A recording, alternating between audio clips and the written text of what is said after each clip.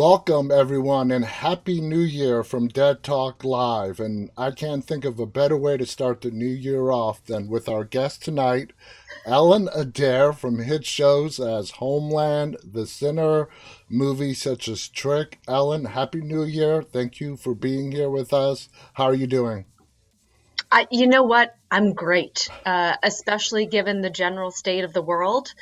I feel like I might be an appropriate Happy New Year gift for the year 2022, which I sort of feel like is generally, you know, it's like read the room, years aren't happy anymore. A Exactly, little bit. exactly. Yeah. And let's just hope 2022 gets a little better than 2021 was. So, Just by the end, like if we can just have it be better by the end, I'll consider that a me success. too. Me too. I totally agree. And let's just get right to it. Your career started when you were approximately like 18 years old in 2006. I love hearing the stories of how actors got into acting, whether it was something they knew from childhood. And I've heard some actors' stories where they just sort of walked right into it and found great success. So, what was your story like, and how did you get into it?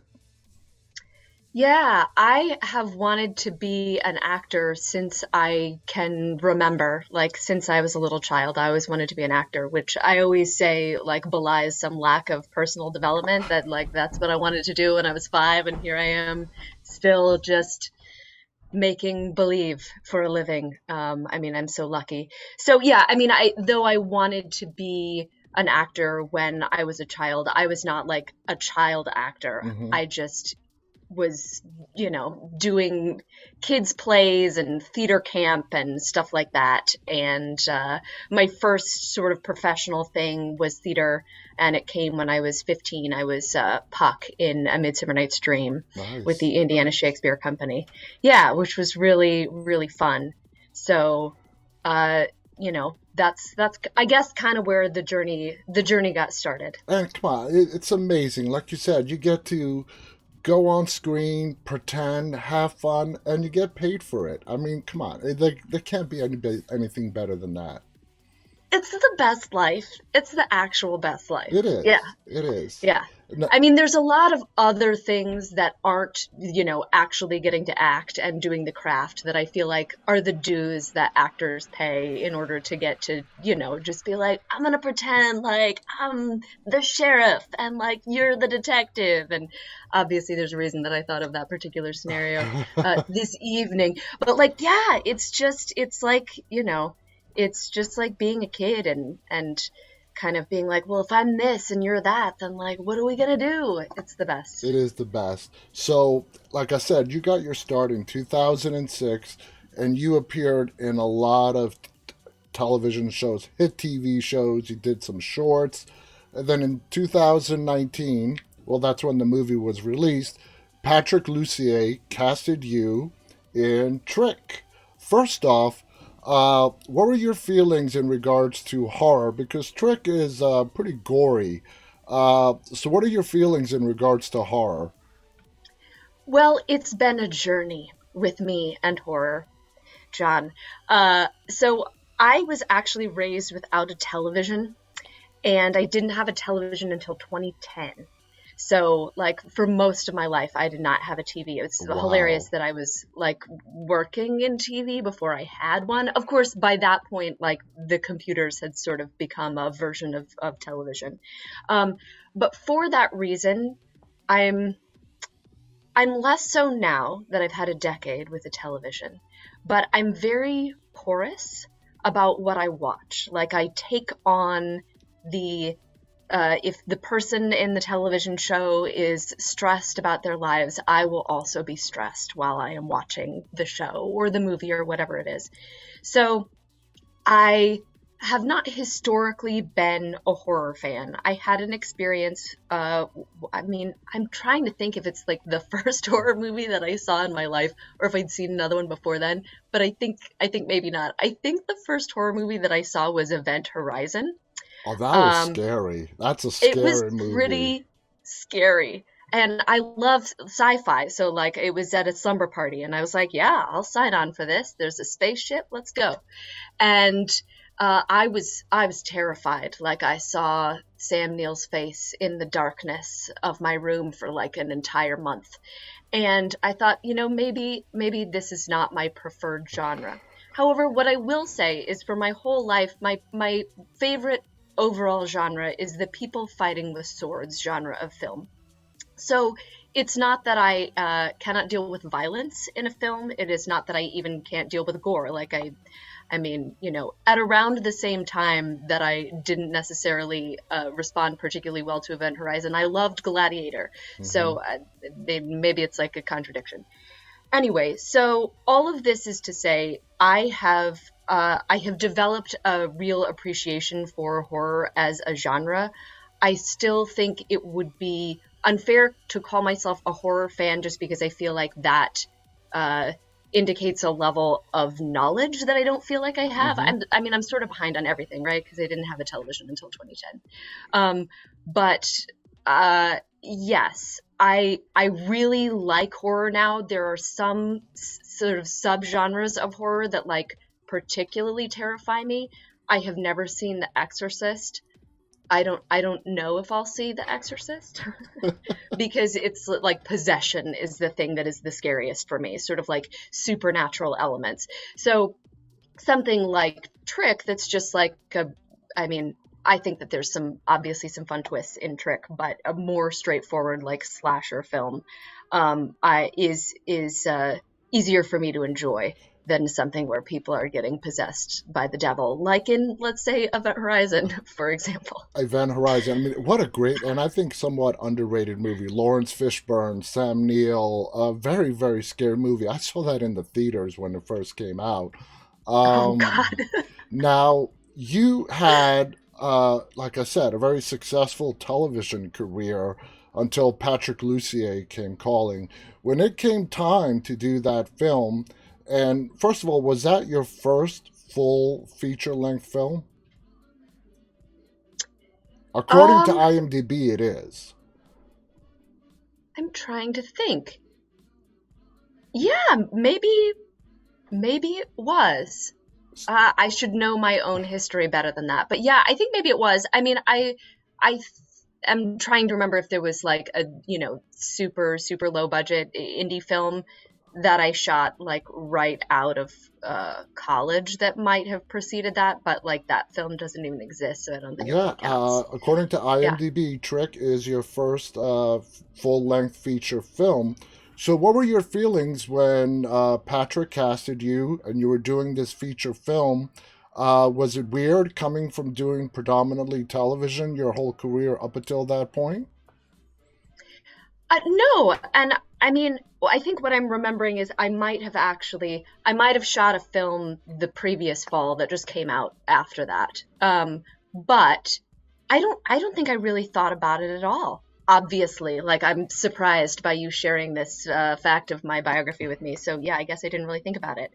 Um, I think I was extremely excited by a lot of things. Now, one thing that I sort of left out of my brief biography of me and the horror genre earlier is that I had said for a long time, like, I would love to do horror. I really should do horror because I'm very easily scared. Like, it is very easily real to me. Mm-hmm. And yeah, I just like it's easy for me to make the scary thing real and have the shivers go up my spine.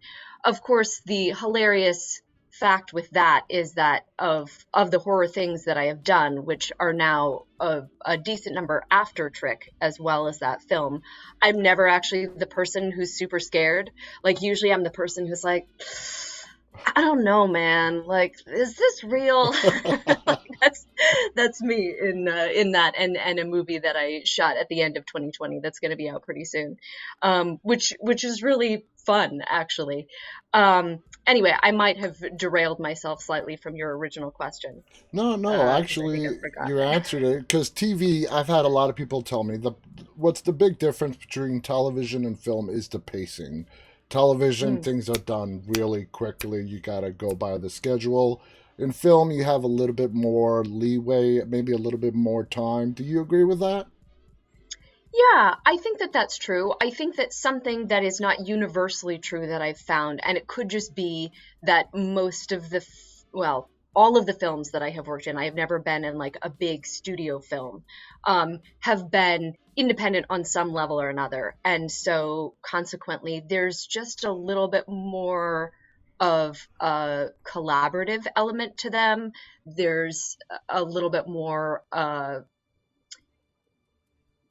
I just feel like my ability to say, hey, what about this moment? What if I say this? And to be totally fine if that's not appropriate, but to like be able to offer that up is not something that I feel like, at least on the television shows that I have worked on, or at the level that I have worked in television, not being number one on the call sheet on a television show yet. Um, I I have not sort of felt like there would be that freedom. Okay. So I think that that's certainly a difference. And yes, I would say that there's a difference in pace, but also I feel like there's a little bit of a difference in pace in horror and not horror in my experience so far. Okay. Um, which is just that, yeah, horror generally needs more space.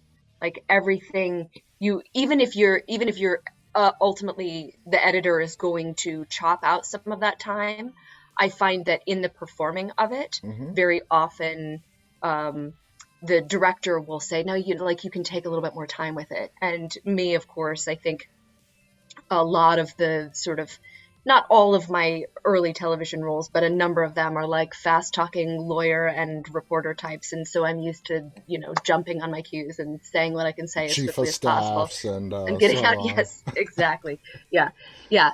I mean, I don't think like, I don't, I don't think I've ever gotten the note, great, but can you do it faster, on a film?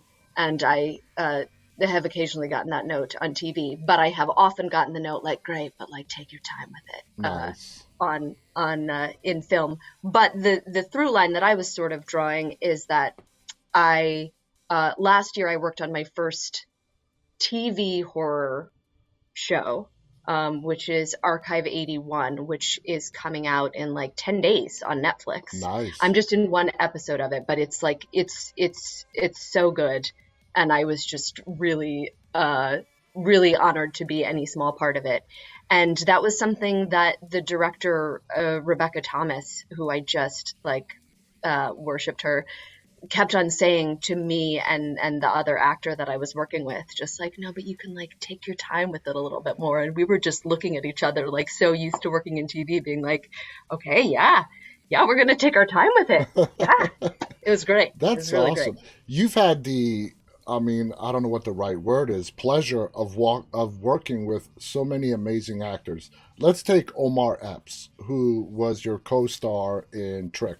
Great Yeah. actor.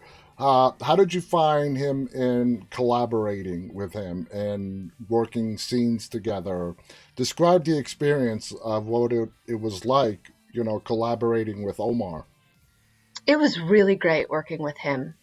And I think what one of the qualities that he has as an actor that I sort of loved the most in terms of our dynamic, with his Detective Denver and my Sheriff Lisa Jane, was how quickly his motor is running, but privately. Hmm. Like it's so clear that so much is going on inside for him, but that he is, being the incredibly accomplished on-screen actor that he is, he's really keeping that hidden in a way that was always fascinating for me as his scene partner to try to divine and to sort of try to figure out what he was thinking. It was like, I mean, that's my favorite part of being an actor, is getting to work with other actors, Hmm. is getting to think like, what are you thinking right now, and like getting to be curious about what their experience is. And like his inner motor is so powerful, but so, um, uh, I don't know, Yeah, there's like just sometimes something. hard to read Yeah, I in a mean, way that was just like great, like absolutely great to work with. Yeah. I became a fan of Omar Epps in his 8 season run on House. I don't know if you've ever watched House, but he was just Yes. absolutely amazing, and he's such a great actor. Now, when it came to your character in Trick, which is Sheriff Jane, did Patrick have any one-on-one conversations with you on how he thought the character should be played? Did he allow you a lot of freedom to bring your own ideas as to how the character should be played? How did your interactions with Patrick Lussier go? Yeah, well, I remember he wasn't in the original auditions, and so the first time that we talked, we had a long phone call, just, like talking about the character and talking about the project. And when I read the script, I had responded so strongly to the story, which I think, is really fun and has a fantastic twist for anybody who hasn't seen it. But I also just really responded to the character of Lisa Jane as she was written. Like it's the thing that people say about like a character just sort of like jumps out. I was like, oh, I know who this person is inside of me. Mm-hmm. And so I, had just gone into the audition with a sort of an interpretation of who she was. And apparently Patrick liked it because he cast me. And so that was sort of the start of the conversation.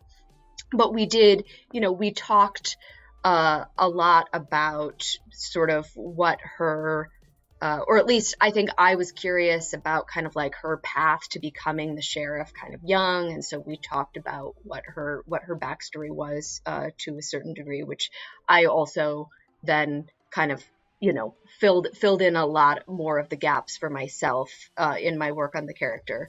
But I remember, I mean, one of my other favorite things about being an actor, besides getting to play with other actors, is doing research because I'm just a nerd. I'm just like Hermione Granger personality type. So I remember being honest with Patrick about feeling like, I did not know a lot about the horror genre at that point. And so I said, what are some films that you want me to watch in sort of preparation for like, what's the mood of this? Or, where might I just kind of like take some inspiration for the tone of the film. And so he gave me a list. I wish I could remember all of the films. I remember some of them to watch, and so I gratefully and joyfully did my homework Now, that's very for the show. interesting because I've spoken to quite a few actors, and everybody has their own method. Some actors say the script is their guide, according to a character. When I asked a question in regards to backstory, so according to you, yeah, you have the material, you have the script in front of you, but it's important for you to play the character to its fullest, for you to fill in the stuff that we don't get to see on the screen as to what makes that character tick. Is that accurate? Oh, absolutely. Yeah, yeah. Just because they've got to be a whole person, and so they've got to carry everything in their life with them up until that point. And so knowing the more specific that I can be about what my life has been and about what therefore is my attitude about the world and my attitude about other people and the attitude about the place that I live in is obviously, we are all as human beings telling ourselves stories about what the world is Mm-hmm. all the time. And I think lots of times we don't think that we're telling ourselves that story. We just think, oh, well, this is how the world is. But actually, everybody's constructing that. So it's very important for me, for any character that I play, for me to be very clear about like what is their story about what the world is. Yeah. Because I do think that, I think backstory is very important, but I think for me, it starts with the text. It starts with the script, and it starts with what am I doing and like what is my relationship to the people and to the world around me, and how do I love or not sometimes, and that sort of that's then I kind of like build backwards from that to be like, well, what would I have experienced to get me to this place? Mm-hmm. And so that's just in the way that like when we're in our lives, we're not necessarily thinking about our past lives, we just carry that with us necessarily, so that then when I'm in a scene, I'm not like sitting there thinking about, oh my gosh, when I was a child, I saw a dog killed and it scarred me forever or whatever. Like, I'm just thinking about, who is this person, what is my relationship to them, what are they doing, like what are the real life questions that I as a person in that scene have. But yeah, I think you gotta know exactly where your character's coming from. And do you find yourself bringing a lot of your real life experience into your characters to draw up particular emotions for a scene? That's a great question. And honestly, I feel like it is there are two different schools of thought about this. And I feel like I have in my life I have utilized both. And it's interesting that, see, I sort of came from the theater world first. And in theater, I would tend to not think about my own life, because what I found was that, like, the more that I thought about something, the more it lost its potency. So if I get to do a play for like 60 performances, or, even 30 performances, if I'm relying on thinking about my life, it's just not going to work after, the like seventh performance at the best. But the character's life, because it's always fresh to me, like in a way, because I'm not retrieving that memory, because it's happening to me right in that moment, Mm-hmm. that it would was more regularly get me to the place Yeah. that the story wanted me to go to. However, I feel like with on camera work, there's this. I've studied for many years with Bob Krakauer, who's just a great on camera guy. And he has this word that, because it's sort of variously interpreted, I think is maybe even kind of being phased out, but it's personalization.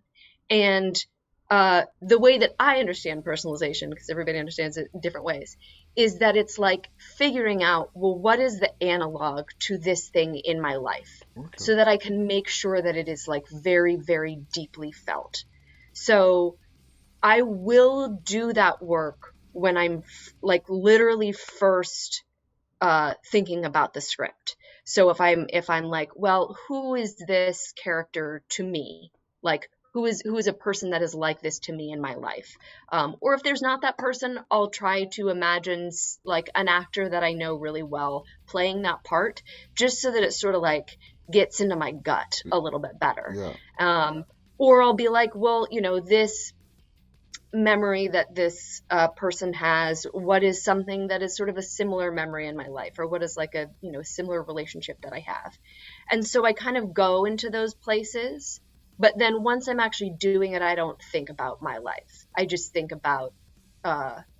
think about the person's life, the The character's life. character. Yeah, totally Yeah. makes sense. Now, the sheriff that you play in Trick, Patrick breaks a lot of the stereotype types in regards to the final girl, makes your character a very strong female presence in the film. In fact, the movie starts off with Omar Epps' character sort of being the lead, and then about halfway through, you become the lead in the story. At least that's how I interpreted it. I'm delighted to hear that. I always thought it was Omar's story. how do, how do you feel about how Patrick, empowered, Sheriff Jane, and how he incorporated that into the script?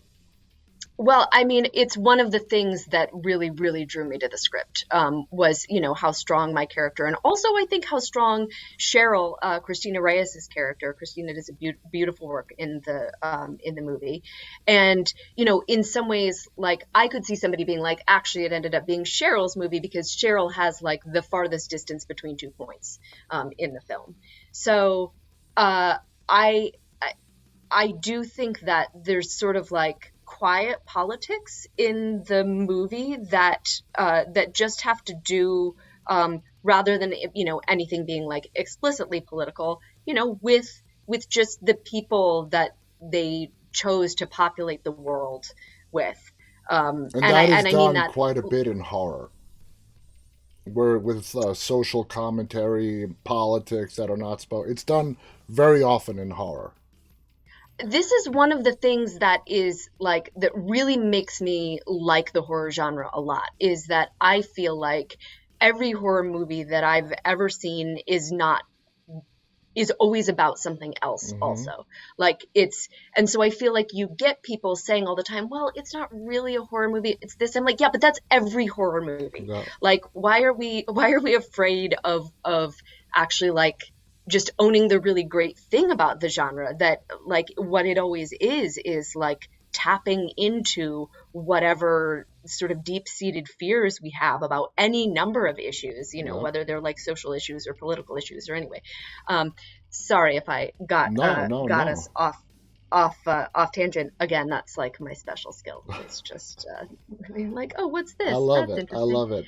Um, so yeah, I mean the strength of the women in the movie, and like the strength of Sheriff Jane in particular as the role that I was auditioning for, just really really excited me. And I loved getting to have that action sequence where I try to save one of my deputies. Not to spoil anything, it's not entirely successful. But like that kind of thing was very exciting to me in the reading of it, and like so fun in the doing of it. Like I was just like, yeah, like I just want to shoot an action movie. It's so much fun. It's so much fun. Would you say that this role has been to date maybe your most physically demanding and also psychologically demanding role that you've had? Uh, I would say to date, it probably is the most physically demanding role that I've had. Although I am cast in another movie that doesn't have an exact time frame for when we're shooting because you might have heard there's like this global pandemic. Um, and I think that will be more physically challenging, in a great way. Like I'm really excited for it. And in terms of psychologically demanding, that's a very interesting question. And I I don't know. I feel like I shot another horror movie last summer, that I cannot share the name yet. Okay. But I had a great time. It's with a company called Philly Born Films. Mike Walsh wrote it and Bridget Smith directed, and I just had a great time. And that was a very, very psychologically complex film to shoot. And I feel like there's more there are more highs and lows with that. Whereas I feel like with Trick, and I feel like in some ways, even though they're very different people with different views of the world, like Lisa Jane is put through the ringer in Trick, in a way that I sort of feel like Bess in The Sinner also is. Hmm. Like, there's not a lot of days in Trick where you're like, this was a good day for Sheriff Lisa Jane. um, but yeah, I think that there's so much interesting things to mine in shooting Trick, with sort of my relationship with Denver and Cheryl and the other people in the town, and my like I think almost like mothering need to try to take care of my town and to feel like I'm constantly failing in that. Yeah. Yeah, was hard. Now, okay, now let's move on to some of your TV work. You've appeared in two of at least my favorite shows, critically acclaimed. You've appeared in season 2 of The Sinner and season 7 of the Emmy Award winning Homeland. Two great shows, great casts. Let's start with The Sinner. Of course, it stars Bill Pullman and Jessica Biel. Not only was the star in the first season, but she's like sort of the main executive producer of the entire show. When it came to The Sinner, was Jessica on the set a lot of the time? Or was she sort of in the background? What was her role as the executive producer on that show? She was definitely on set. Okay. I don't know that she was on set. I don't know. I certainly didn't see her every single day that I filmed, but I have a distinct memory of fangirling her very early in the process when I got to meet her, because I think that her performance in the first season of that show is one of my favorite television performances that I've ever seen. I Cora, think yeah. she's just stunning. And so, I felt like I had to tell her that the instant that I saw her. That is Yeah. what got a lot of people hooked on that show, is not only her performance, the chemistry between her and Bill Pullman was phenomenal. Was Oh, phenomenal. Now, in The Sinner, your character dies in the very first episode, if I'm remembering correctly, near the very, very beginning. But the beauty of The Sinner is the way they tell the story. I think that's mhm. a big reason why it was such a successful show, is it has a very unique way of storytelling. Do you agree with it? Do you like that way of storytelling? Oh, I love it so much. Yeah, in which it's sort of like the mystery is unraveling back and learning some of the backstory. Like I love when like what happened in the past ends up sort of fulfilling a narrative function Mm-hmm. in something that's being created. Uh, like another example of this that's a horror thing that you might know is the film The Battery. Do you know that film? Jeremy Yes. Gardner Yeah. film? Yes. Yeah. And I love how early in the film it's planted that like wait something happened to them and you don't actually find out what that was until the end of the film. Like it has a sort of a narrative payoff what happened in the past, as Yeah. opposed to being sort of like we've got to get all the exposition out in the first 10 minutes so that then we can go on our journey. So yeah, I mean, I think that that's very satisfying. I'm watching Station 11 right now. I don't know if you're also watching it, I'm not. and I'm and not the way, watching that yet. Yeah. yeah, the way that that is also sort of like moving around in time is very just wonderful to unpack. It's like you, as a viewer, you don't even know what is the next piece that's going to come because you don't know, like, is it going to be from the past or is it going to be from the future? Like, you don't know. So yeah, I think that that's one of the things that's really wonderful about the way that Derek Simmons has constructed all 4 seasons of The Sinner so far. Yeah. And Bill Pullman, God, I Mm. just watching Bill Pullman listen is like drinking a glass of water. Like it's just like you feel like you've come through the desert and now you get to watch Bill Pullman just listen to somebody else talk and you are quenched. It's so good. And I'm so happy for him that this show came along and, allowed him to show his talent. I mean, this is a person who has been working in the industry for a very long time. And for him to come back in this franchise and be a huge part of, well, I mean, he is the franchise as to why Hmm. this is so successful, and to see him act and to see him work, it is so refreshing. Now, correct me if I'm wrong, but you did not actually have any scenes with Bill because your character died in the very first episode. Is that true? You're right. Yeah. I mean, there was a scene where I was a dead body. Yeah. Um, That must I be. often saw him in the makeup trailer. He's like an exceptionally nice man, but no, we didn't really work together. I mean, that must be a little bit of a regret that you didn't get to have at least one scene where you got to work with him and you guys got to talk on front of the camera, right? Yeah, a little bit. Although I will say that, like, I was just definitely not starved for scene partners in that season of The Sinner. Like, Adam David Thompson is such a good actor, and Alicia Hennig is just a prodigy, Hmm. and I love him forever. He's just a brilliant, like, souled human being. And then, like, getting to work with Carrie Coon. Hmm. Oh my God, Carrie Coon is just. I mean, I think maybe the coolest person that I've ever met in my life. I agree. I mean, I and never met her, and like but she definitely seems like one of the best.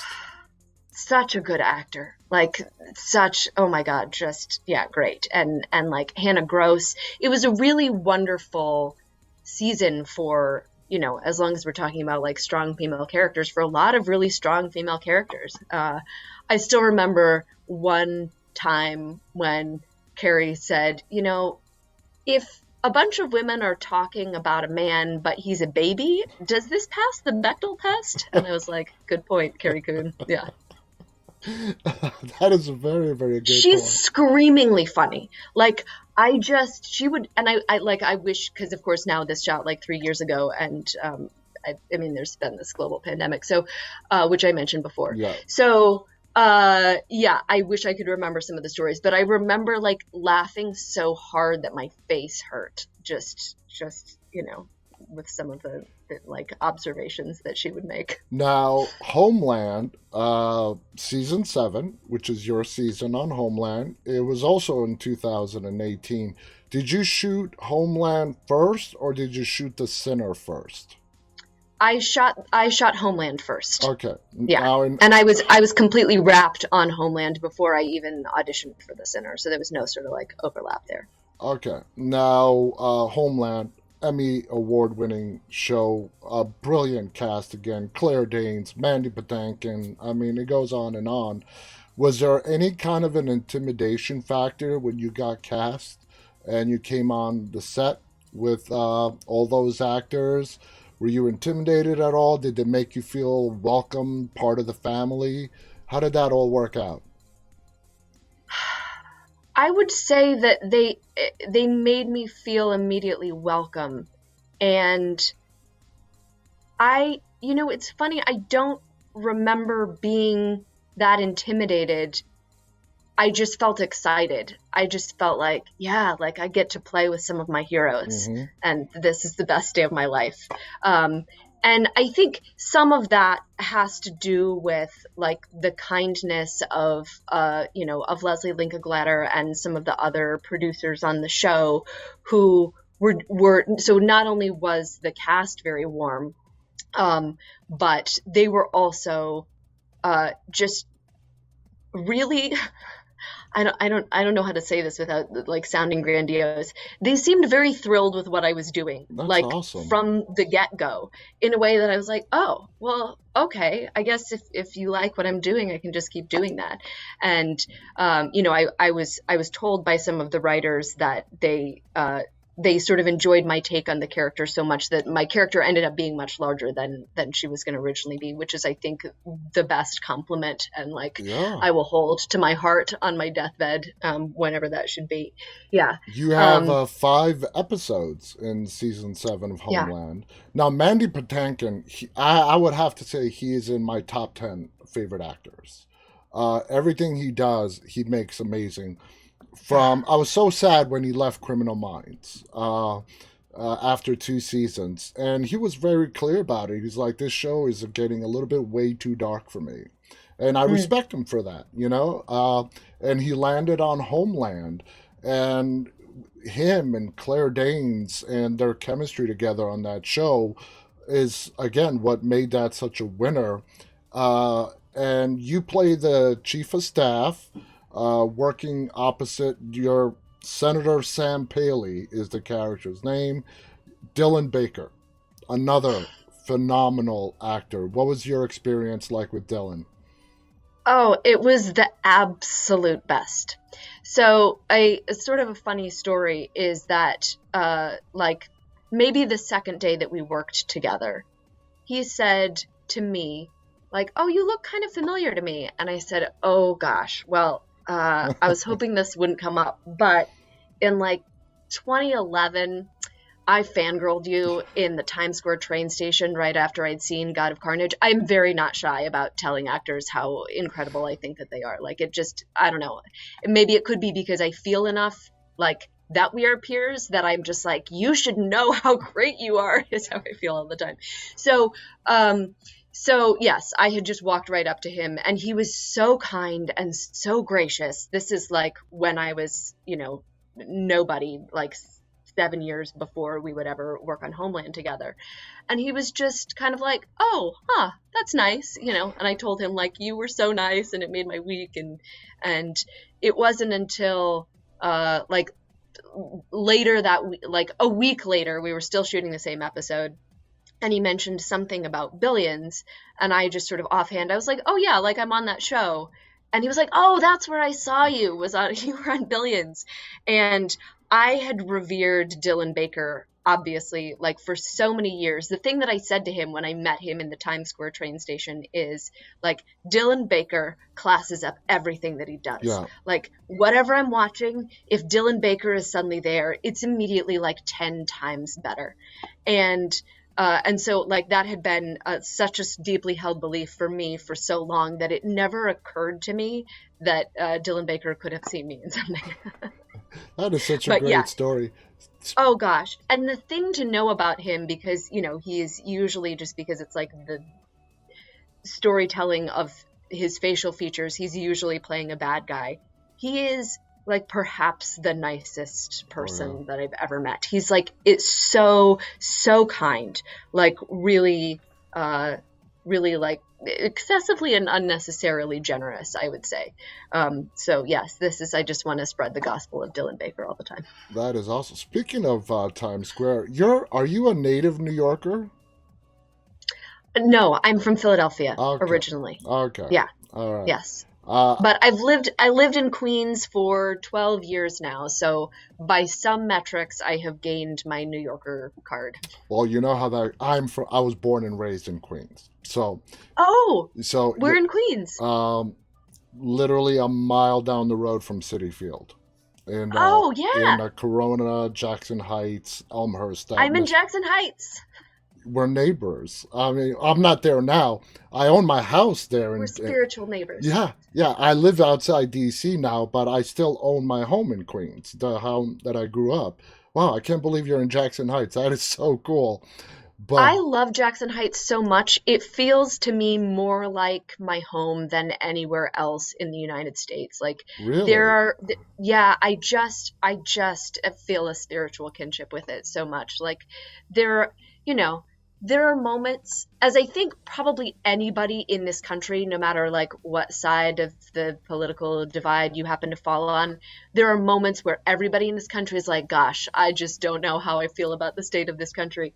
And I certainly feel that way, but like, there's not a day that like I would not fight and die for Jackson Heights. Well, just because, in order to become, if you're not born in New York, we have a little, inside New Yorker thing that to be an anointed New Yorker, you have to be anointed by somebody who was born and raised there. And just because of that comment, Ellen, I am anointing you a true New Yorker. Today is the day. Oh, thank you. Oh, Happy New Year to me. That is so fast. This has been such a fun chat. Now, you have a lot of upcoming projects that are in post-production. Which one are you most excited about that we should keep an eye out for? Gosh. Oh no, don't make me pick one of my children. I'm very, I'll just say these are the next two that should be coming out, and they're both horror or horror adjacent. And one of them is Archive 81, based on the podcast. Again, I'm just in one episode, but like I was like, I will do anything to be in this after. And that sounds like an alien sci-fi type thing. Is that accurate? Yeah. I mean, I think it's certainly like within the like large and beautiful arms of the horror genre myself. Okay, nice. Yeah. And what's the other one? And I mean, I don't actually know how it ends. Like I didn't read the whole thing, so I don't know the degree to which they're aliens or not, to be honest. So Okay. I can't even give you a spoiler. And the next thing that should be out is this movie Cryptid, which is a monster movie. So it's in that like particular subdivision of the horror genre that I had a great time working on. I mean, would you say that Trick has really opened your heart and even maybe grown a fondness to the horror genre? Absolutely, it has. Yeah, I Nice. mean, also my husband is a huge horror fan, and so he has been very much enjoying me. I think, yeah, just like getting more and more into the genre. And I mean, it's to the degree that like he and I are writing a horror comedy together right now. Nice. That Yeah, is so yeah. awesome. Ellen, thank you so much for coming on here. I had a blast talking with you. You are such a fun, talented actress, and I'm excited to see future stuff from you, and it's going to be awesome. I loved you in Trick, Homeland, The Sinner. Like I said, I think you're a really, truly talented actress, and you can do anything you set your mind to. And it's a true honor and pleasure to watch you on the screen. Oh So, my goodness. no, I mean it. Thank you so much. Are there any final thoughts you want to share with our audience before we go? I want to thank you for having me on this show. It's been a real blast for me too. And thank you for giving me those beautiful compliments and also anointing me as official New Yorker. You are. You're one Like of this us is now. like yeah, like January 4th, 2022. This is a big day in my life and I'm so grateful My and wife's best 2022 is friend has been already off to a better start. My wife's best friend has been living in New York for the last 20 years. I still have not granted her that. She has not earned it. Not yet. Well, that means all the more, And I'll just hope that her day will come. I want to thank Ellen Adair, who has been our guest today, and starting off the year 2022 on a great note. Thank you to our audience who's watching this live, who will watch this archive, who will watch this on digital streaming later on. Uh, Thank you for tuning in tonight, and until next time, which will be tomorrow, stay safe. And on behalf of Ellen and myself, stay walking. Good night, everybody.